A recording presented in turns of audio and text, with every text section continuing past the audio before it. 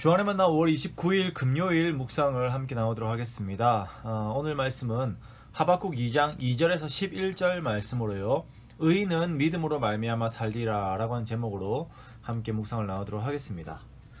날씨가 많이 더워졌습니다. 이제 주말에는 초여름의 날씨가 된다고 하니까 모두들 건강에 유의하시기 바랍니다. 저도 주말에는 옥상에 차양막 작업을 좀 하려고 합니다.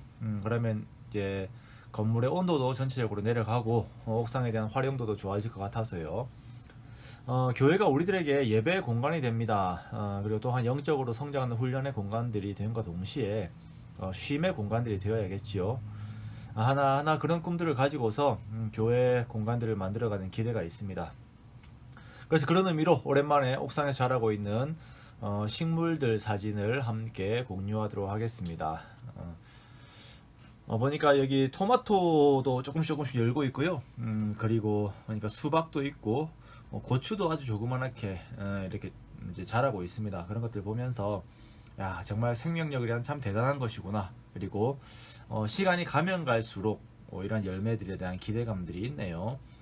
우리에게도 우리 교회에도 역시 하나님께 주실 그 수많은 열매들과 그 열매들이 꼭 사람뿐만 아니라 우리 삶 속에서 나타나는 성령의 열매들 또한 우리가 함께 기대합니다. 자, 그러면 오늘 하박국 말씀을 같이 보도록 하겠습니다. 오늘 우리가 함께 본 하박국 2장에는 우리가 잘 아는 아주 유명한 문구가 하나 있습니다. 그것은 4절에 의인은 그의 믿음으로 말미암아 살리라 라고 하는 그 말씀이죠. 여기서 의인이라고 하는 것이 무엇일까? 어떤 것이 의로운 것인가? 정의란 무엇인가에 대한 고민들도 한때 이제 상당히 우리 사회를 강타했었습니다. 우리가 흔히들 보면 법 없이도 살 수 있는 사람들에 대한 말들을 하면서 저 정도면 의로운 사람들이 아닌가라고 하는 생각들을 합니다. 그리고 또한 어떤 대의를 품고 그것을 위해서 자신을 희생한 사람도 우리가 의로운 자라고 이렇게 말을 하지요. 그러나 성경에서는 그 의에 대한 개념이 조금 다릅니다. 일반적으로 사람들이 말하는 의로움의 중심이 그 사람에게 있다면 성경에서 말하는 의로움은 사람의 밖에 있습니다. 즉 사람들이 말하는 의로움은 성경에서 말하는 그 의로움은 하나님에게서 오는 거예요. 사람은 절대 의로움의 기준이 될 수 없으며 의로움의 기준은 오직 하나님께만 있습니다. 그리고 하나님께만 의로움이 있다고 인정하고 그 앞에 엎드리는 것, 이것을 하나님께서는 의롭다라고 이렇게 칭해 주십니다.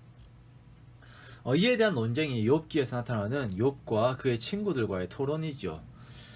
과연 누가 옳으냐? 욥이 아무런 잘못이 없어서 이런 고난을 받겠느냐라고 이렇게 친구들이 말을 합니다만 욥은 거기에서 자기 자신은 또한 아무 잘못이 없다고 변호하면서 답을 내지 못합니다.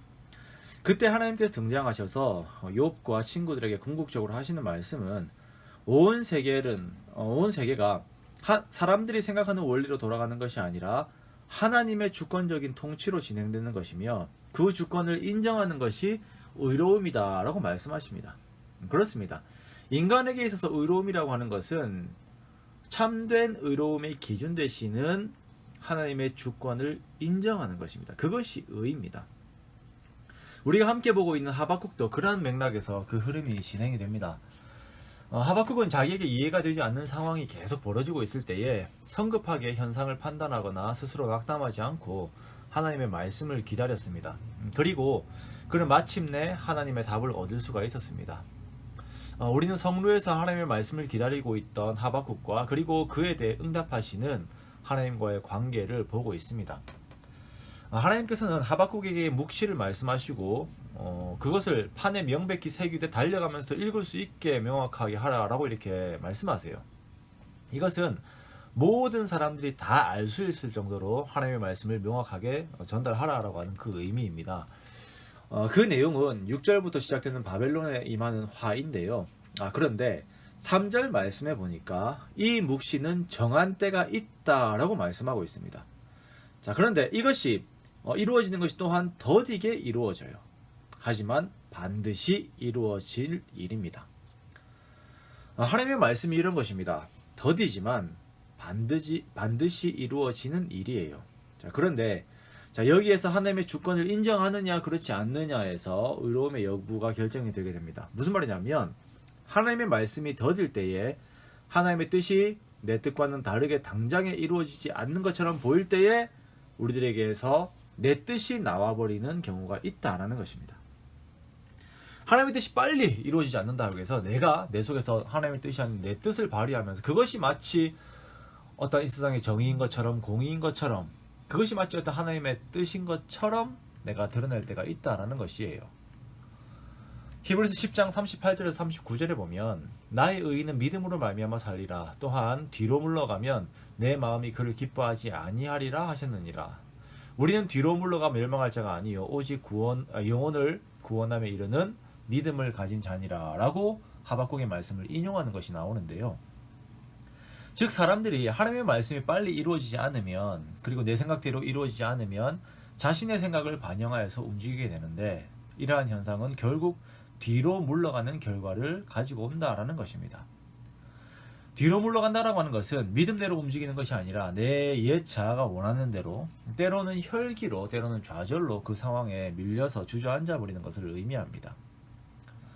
우리가 이럴 때들이 있죠. 처음에는 하나님의 말씀을 좋게 여기고 그 말씀대로 살려고 합니다. 그렇지만 내 생각보다 하나님의 뜻이 더디게 이루어지게 될 때에 그 말씀에 대한 의문을 가져요.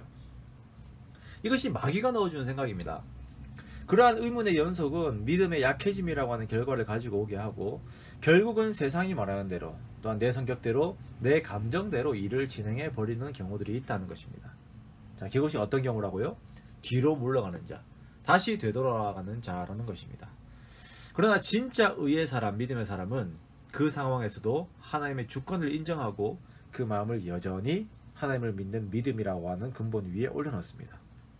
그리고 인내합니다. 히브리서 10장 36절 말씀에 너희에게 인내가 필요함은 너희가 하나님의 뜻을 행한 후에 약속하신 것을 받기 위함이다 라고 말씀하시면서 아직 이루어지지 않은 하나님의 말씀 앞에서 우리의 태도는 인내하는 것, 참고 기다리는 것임을 교훈합니다. 하나님의 시계는 결국 합력하여서 선을 이룹니다. 우리는 그것을 믿고 비록 불합리한 상황이라 하더라도 죄가 아닌 의의 자리에 그대로 서 있는 자들이 우리의 본 모습이에요.